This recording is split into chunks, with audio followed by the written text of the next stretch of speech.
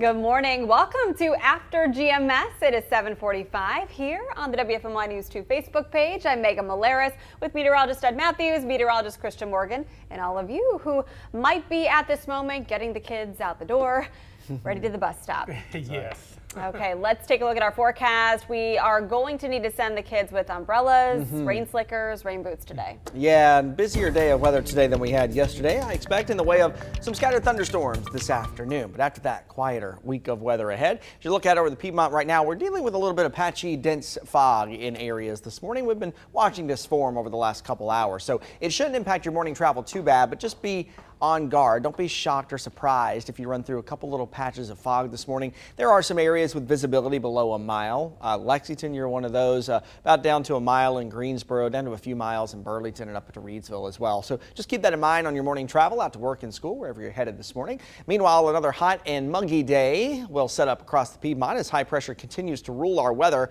offshore. We continue to keep the humidity around and the hot weather around, but there's a cold front on the way that will approach as we go into this afternoon and this evening. That'll kind of act as a trigger to help our air to rise, which in turn will help to form thunderstorms this afternoon and this evening. They'll be scattered at best, and that cold front takes a little while to get by. It won't push by our area until we go into tonight and into your Wednesday morning. But behind that front, we'll start to notice some changes happening on your Wednesday. High pressure will start to build in. That'll change our wind direction, moving in out of the north, and this high pressure headed our way out of Canada. So it's less humid air, it's slightly cooler air, and that'll set up shop as we go into the end of the week and into your Labor Day weekend. So here's the hour by hour heading into the afternoon. As that cold front approaches, we'll likely see some storms popping up in the foothills and up in the mountains first, and then a little later across our part of the Piedmont. Again, storms will be scattered, hit or miss, so not everybody gets one, but the ones that pop up may be able to pack a bit of a punch. And as we lose daytime heating after sunset, most storms that are out there should start to fizzle out and come to an end. Very low severe weather risk for our entire area today, just a little higher, level 1 out of 5. As you go up to the north along the North Carolina-Virginia border. So I think our best timing this afternoon is after about 3 o'clock until about 8 p.m. And a couple of those storms could be on the strong, possibly severe side with gusty or damaging wind. And then also we'll watch for frequent lightning and possibly some pockets of heavy rain and any storms that form today. We're quiet this morning though with a partly cloudy sky. Once the fog lifts, we'll warm it up into the mid and upper 80s this afternoon. And again, keep an eye out, track radar for you the afternoon and this evening for some of those storms that are popping up. Meanwhile, down in the tropics, good idea to check on those this time of the year, especially now because we have another system that could be forming as we go into later this week. You notice where those winds are spinning counterclockwise and where they're kind of tightening up. That's the center of an area of low pressure out in the Atlantic right now that's producing these disorganized showers and thunderstorms. Now it will track to the north and west, but it's got a lot of battles to face first in the way of dry air and harsh winds, so that could limit the amount that it's able to develop over the next few days. However, we could see it become our next depression or possibly tropical storm Danielle. That's the next name on our list later this week. As of this point, it's really not a concern for the U.S. right now or the Carolinas. At this point, we're just kind of watching it, and all models right now take it curving back out to sea. So, of course, that's what we would love to see happen, but we'll track it for you. No need to be concerned at this point. No need to cancel any beach plans this weekend or next week. If there are any changes to that forecast, of course, we'll let you know that. Meanwhile, watch for the scattered storms today. Things improve for your Wednesday. Beautiful weather will greet us as we go into the end of the week and into the holiday weekend. Morning lows around 60, afternoon highs in the low to mid 80s. No humidity, no rain. We'll take it. So we are seeing the signs. Fall is coming. Yeah. Even with these high temperatures that are still very much summer. But fall is really just a few weeks away. Pumpkin spice season already upon us, as it is every year. We're asking you here to go ahead and leave a comment on our feed. Is it too soon to start drinking pumpkin spice, to start getting Halloween decorations? What is your favorite pumpkin flavored treat? Drop a comment here while we tell you about what these retailers are doing. Starbucks is releasing all fall drinks and food today, including the classic pumpkin spice latte, the PSL, and the pumpkin scone. Yummy. But for those who dislike pumpkin, they have apple crisp macchiato to try as well. If you think this is too soon, well, look at what Dunkin' did already. They were ahead of the game, starting to sell fall flavors on Wednesday last week. Theirs includes a pumpkin spice latte and a range of pumpkin flavored donuts. Had a good pumpkin donut at Krispy Kreme the other day. Pumpkin Oh. cheesecake at Cheesecakes by Alex. I'm all about the pumpkin. Ooh, that does sound But good. all in good timing. And I think the timing is right. You know, before the Christmas creep starts coming, we got to celebrate fall. Yeah, I think that's true. This is when you talk about Dunkin' and Starbucks, this is a strategy that I was reading, because Starbucks last year said, okay, fine, we're not going to put it out as early this year because of all, I think a bunch of, social media hype. People are like, oh, it's too early. Well, then Dunkin' said, okay, checkmate. We're gonna beat you to it. And then I saw people last week so excited that Dunkin' was releasing their stuff, and now I tweeted this out earlier. I said, if you don't like pumpkin stuff, this is a bad day for you on social media, because it is going to be all over it. People sharing their drinks and saying what they got. I've already seen it this morning. Yeah. I think the Dunkin's called like the Dunkin' Pumpkin, which has a good ring to it, doesn't it? Good southern ring to The it. Dunkin' Pumpkin. Yes. I have pumpkin spice creamer in my fridge because that's what's on store shelves. It's something different. So we went ahead and bought a large jug. But honestly, and I've said this before, I would prefer to drink peppermint flavored stuff all year round. Yeah. All about the peppermint. But unless it's Christmas time, you cannot find the peppermint flavors in bulk. And so No, you I go can't. through those expensive little jars way too fast. Right. Yeah, I'm not really big into pumpkin spice things, but I tell you, I'm a little intrigued by the pumpkin spice scone. That looks And good, doesn't it? that's my mission to try that out. And I would, while I'm there, why not go ahead and get one of I would prefer the frozen drinks really rather than the hot drinks. Yeah. And I'll let you guys know what I think of it. See, I'm not a huge. There won't be any left for us to try. Yeah, there won't be anything left.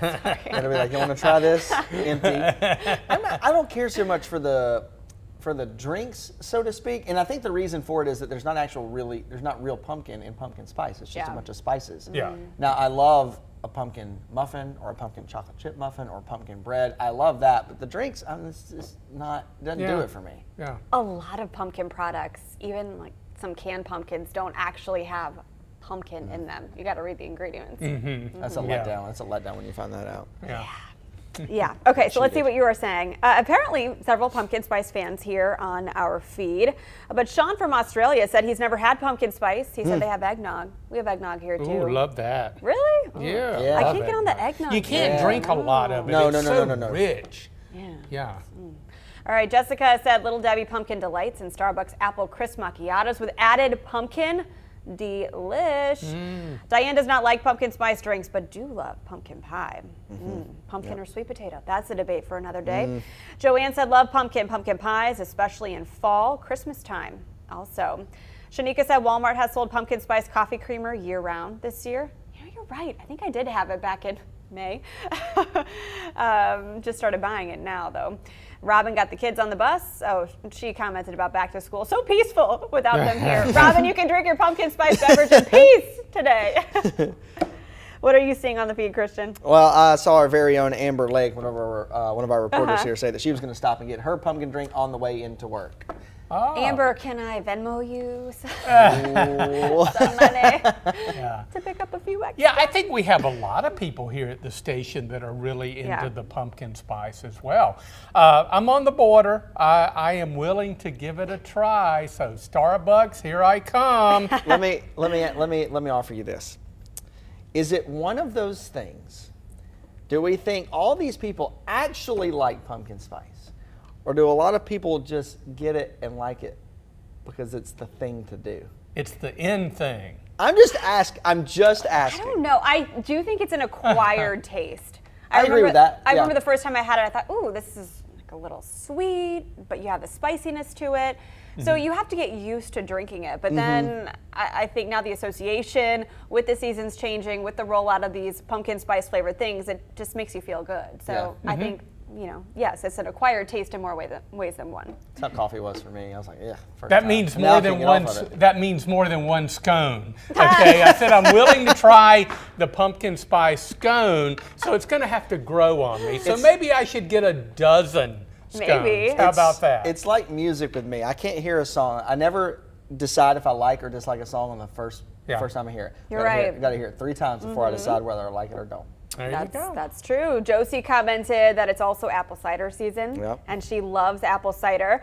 Shanika said her favorite pumpkin treat is the pumpkin bread loaf Yes. at Starbucks. Yes. So That's good get stuff. yourself a bread and a scone. from there, or one of the other places selling it. And then we are hearing from Belinda saying it's not too early. The Spirit of Halloween store in Burlington is open, also ready for donations. Yes, I did see a whole bunch of Halloween decor at one of the local home stores the other day. Bought a few pieces. My husband just rolled his eyes and put it in the trunk. Hobby Lobby's got theirs We have out. kids. Yeah. It's so fun to decorate. Yeah. Okay. All right. This is a fun first conversation. Obviously, we are hungry and thirsty for anything pumpkin spice and caffeinated. Yes. Let's get to your morning headlines. And unfortunately, we do have some serious stories to let you know about. We really need everybody's help looking at your screen, helping investigators and family members find Hetty Dawkins. She's 81 years old. She has been missing nearly a week. Around 10:30 this morning, High Point police are recruiting volunteers, meeting up in their continued search for her. They say this is urgent because Dawkins has dementia and they believe she might need immediate medical attention. Right now, officers are focusing on Penny Road and Cloverwood Drive. Have you noticed this on Wendover Avenue? New signage saying no standing or sitting anytime in certain medians. The city said it put up these signs over the last week, but the rule behind them is about 4 years old. It states people cannot stand, sit, or lie down on a median that is less than 6 feet. People who violate this rule face a $50 fine. Tomorrow, Greensboro police are offering another opportunity for you to give your input on the next police chief. Greensboro police want to know your priorities in selecting a new leader. They are holding a public Zoom meeting tomorrow from 4:30 to 6 p.m. You can find the link on the City of Greensboro's Facebook page. Gas Buddy reports the average cost for a gallon of gas has declined again. The average now sits at $3.44 a gallon, about 6 cents less than last week. It's the 11th straight week prices have dropped. It is also the second day of school for the majority of Triad area students, and this year there are several options for Guilford County school students to get to class. WFMY News 2's Denise McMiller explains the partnership between GCS and GTA. Well, GTA says they did not run into any issues on the first day of school. We did ask them how many students took advantage of the free city bus rides. They say that number is calculated overnight. We did reach back out. We are waiting to hear back, but we do expect to get a number from them soon. But you may remember that this program allowing students to ride city buses for free with their student IDs started last year. The district didn't have enough school bus drivers, so many high school routes were paused. Over the summer, GCS says they hired enough drivers to cover all routes for the start of the school year. The acting superintendent says they expect there to be some kinks to work out during the first week. I think we always have first week, first day where we have some delays, but the drivers learn the routes, the kids learn the drivers. They are asked to come out about 10 minutes early to make sure that it goes as smooth as possible. So we'll work through the kinks. Parents say they were prepared to experience delays like they did last year, but they were pleasantly surprised. We were expecting it to be a little late, but 6 minutes, I think that's pretty good for the first day. So everything went good. Now, GCS still needs to fill 53 bus driver openings, and that is why they are keeping this partnership going with GTA. It's a way for them to have some security in case some things happen, but they want to make sure students are getting to school safely and successfully. All righty, let's check that 7-day forecast. Be on the lookout for a few strong storms this afternoon. We're looking between about 3 p.m. and about 8 p.m. They'll arrive first in the mountains and foothills and then spread into the Triad, probably around 5, 6, 7 o'clock, and then move on down east. Now, the cold front won't move through until later tonight. Tomorrow, still a bit muggy, but we'll start the drying out process, and by Thursday, you're gonna think you're living in Canada. Yeah, those dew points are gonna crash, and we're happy about that. Thursday, Friday, and oh yeah, go ahead and make those holiday weekend plans.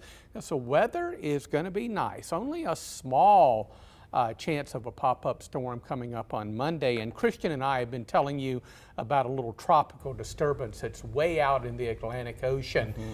Don't let that change your plans. We're going to track it, but it's several thousand miles away from the East Coast. So no worries. Go to the beach. Let me know when you're ready. I'll have my bags packed. So hypothetically, I know you don't like to play guesswork here, but for people planning their September trips, If all the factors aligned, if this storm were to make its way toward us, how long would it take to get here?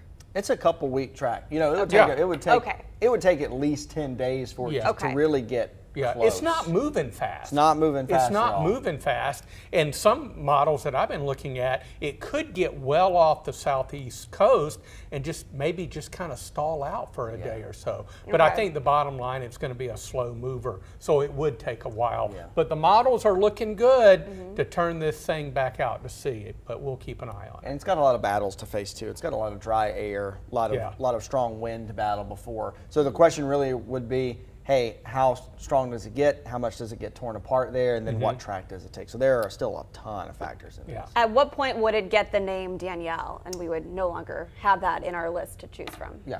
Once they find that center of circulation and you have sustained winds of 40 miles per hour or 40. greater, then it would become Danielle. All right. Slow start, but that doesn't mean it's not going to be active. Not at all. Thanks so much for watching After GMS. Get out there and get to it. We'll see you at noon. See you.